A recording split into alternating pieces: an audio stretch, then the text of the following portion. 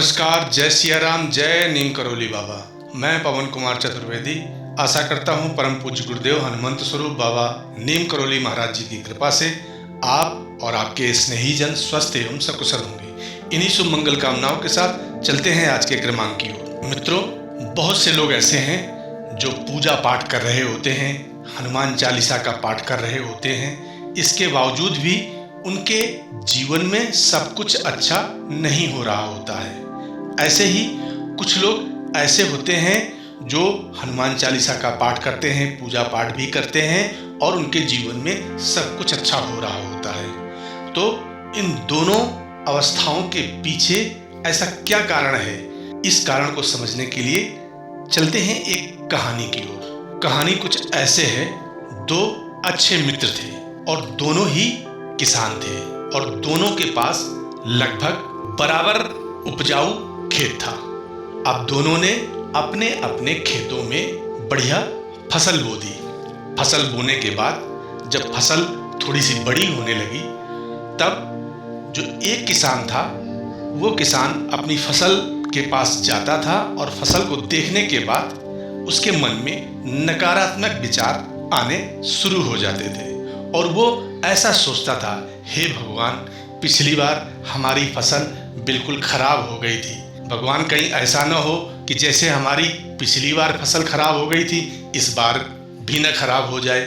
और इस तरह से करते करते वो हमेशा जब खेत के पास होता था तब भी और जब घर पर होता था उसके मन में अपनी फसल को लेके इसी तरह के नकारात्मक विचार बने रहते थे। जबकि दूसरा किसान था जो उसका मित्र था, वो हमेशा जब अपनी फसल को देखने जाता था तो बड़े अच्छे ढंग से भगवान का शुक्रिया अदा करता था। हे भगवान, आपका बहुत बहुत धन्यवाद है। पिछली बार हमारी जो फसल हुई थी, हमें लगता है इस बार हमारी फसल पिछली बार से भी बहुत ज़्यादा होगी। और इस तरह से कह के भगवान का धन्यवाद देता था। कुछ दिनों बाद जब फसल पककर तैयार हो गई और दोनों ने अपनी अपनी फसल को काटा, तो क्या देखते हैं, जो किसान हमेशा नकारात्मक सोचता रहता था, हमेशा ये कहता रहता था, भगवान पिछली बार हमारी फसल खराब हो गई थी और इस बार भी कहीं खराब ना हो जाए, तो वास्तव में क्या हुआ कि उसकी फसल पिछली बार से भी इस बार कम पैदा हुई। जबकि जो दूसरा किसान था जो ये कहता रहता था, प्रभु लगता है हमें इस बार पिछली बार से भी ज़्यादा फसल प्राप्त होगी, हे भगवान आपका धन्यवाद है।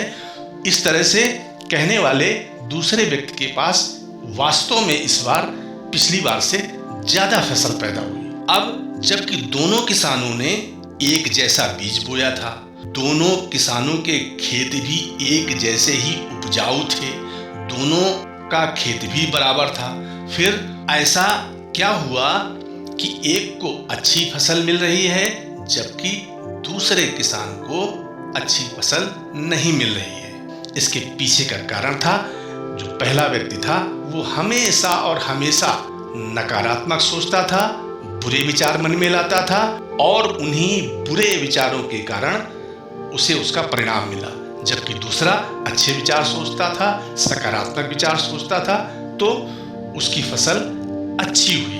और ठीक इसी तरह से हम सबके जीवन में भी ऐसा ही होता है। जब हम भगवान का शुक्रिया अदा करते हैं, जो कुछ भगवान ने हमें दिया है उसके लिए हम भगवान का धन्यवाद देते हैं और ये कहते हैं, भगवान आपकी कृपा से हमारे सारे कार्य हो रहे हैं, भगवान आपकी कृपा से हमारे सारे कार्य समय पर पूरे हो रहे हैं, महाराज जी की कृपा हमें मिल रही है, महाराज जी की कृपा से हमारी सारी आवश्यकताओं की पूर्ति हो रही है। जब हम इस तरह से सकारात्मक सोचते हैं तो हमारे जीवन में सकारात्मक परिस्थितियां भी पैदा होने लगती हैं। और जब हम 24 घंटे केवल निगेटिव और नकारात्मक विचारों को अपने अंदर लाते रहते हैं, तो जैसा कि हम जानते हैं शब्द ब्रह्म है, और जब हम नकारात्मक शब्दों को बोलते रहते हैं तो हमारे जीवन में भी वह ब्रह्म के रूप में नकारात्मक रूप से ही